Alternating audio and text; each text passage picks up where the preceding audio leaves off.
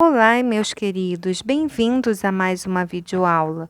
Continuando nosso estudo sobre as plantas, hoje falaremos sobre as briófitas.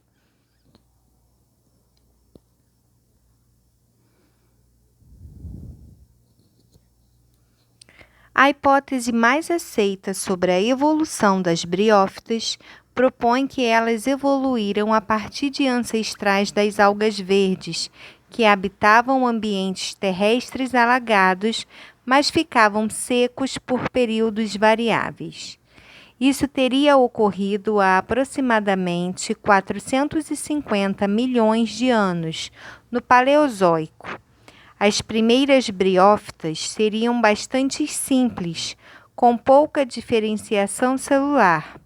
Logo teriam surgido os rizóides, compostos de células alongadas que permitiram a fixação no substrato e a absorção de água e nutrientes.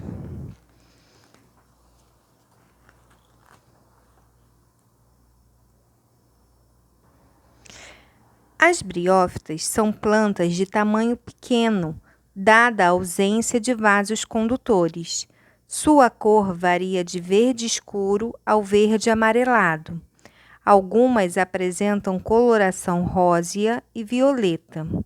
A maioria das briófitas vivem em ambientes bastante úmidos e sombreados, principalmente nas florestas tropicais, e crescem em diversos substratos, como troncos vivos ou em decomposição, rochas, paredes, folhas, solos, entre outros. Como todas as plantas, elas têm epiderme com cutícula.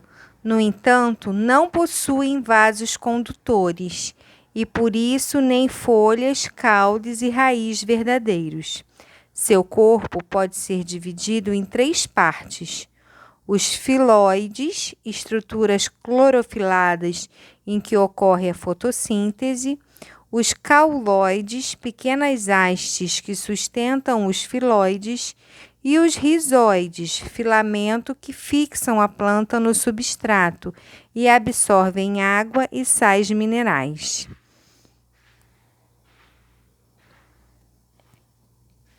O ciclo de vida das briófitas, tomando como exemplo o ciclo de vida dos musgos, podem ser evidenciadas 2 fases distintas: a fase assexuada, denominada esporófito, quando a planta produz esporos, e a fase sexuada, denominada gametófilo, quando a planta produz os gametas. É na fase de gametófilo que diferenciamos as plantas masculinas das femininas, ainda que aparentemente sejam idênticas.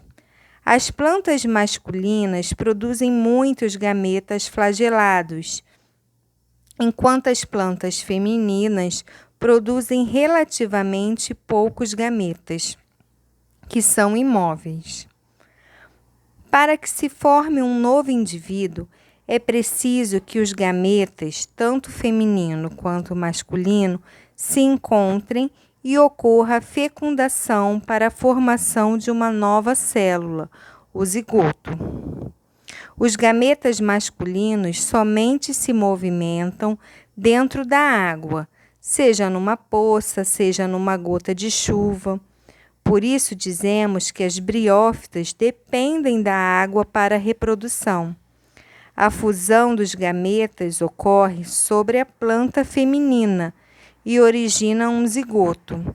Este se desenvolve em embrião, que origina o esporófito. O esporófito dos musgos é composto de uma haste e uma cápsula, na qual se formam os esporos.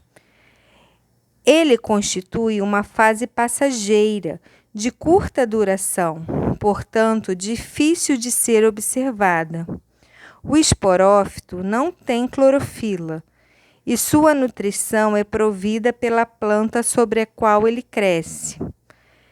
O gametófito feminino seria o que a gente pode chamar da mãe do esporófito. Quando os esporos estão maduros, a cápsula se abre e os libera para que se desenvolvam no solo.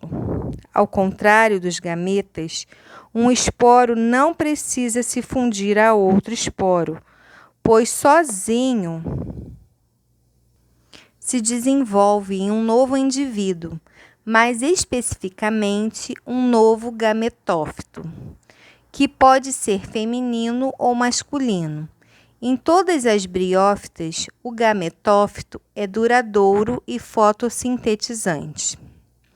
Esse tipo de ciclo de vida, no qual se distinguem duas fases, uma sexuada, onde o gametófito produz os gametas, e outra assexuada, a fase do esporófito, que produz esporos, também é conhecida pelo nome de alternância de gerações e ocorre em todas as plantas, cada uma de uma maneira.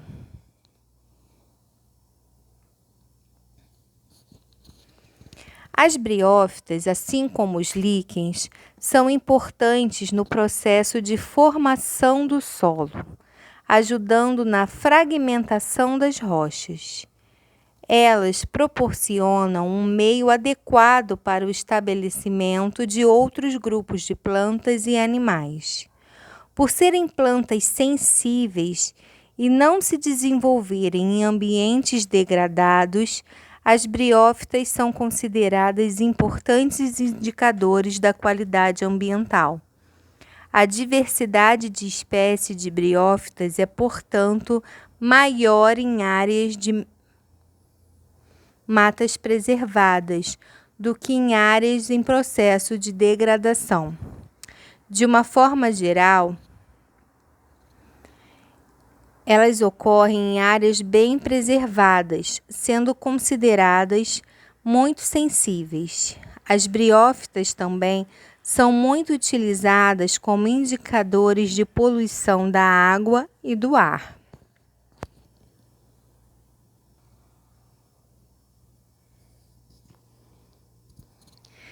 Desde o início, as plantas são utilizadas pelas pessoas, seja na alimentação, na construção de moradias, nas cercas vivas ou na medicina.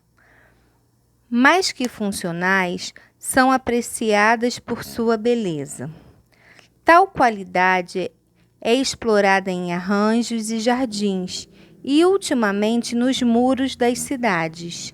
Trata-se de uma nova técnica desenvolvida por alguns artistas, o ecografite, em que usa como matéria-prima um tipo de musgo que cresce rapidamente e pode ser moldado de acordo com a concepção de cada artista. Espero que vocês tenham gostado. Voltem aqui sempre que necessário. Nos vemos em breve.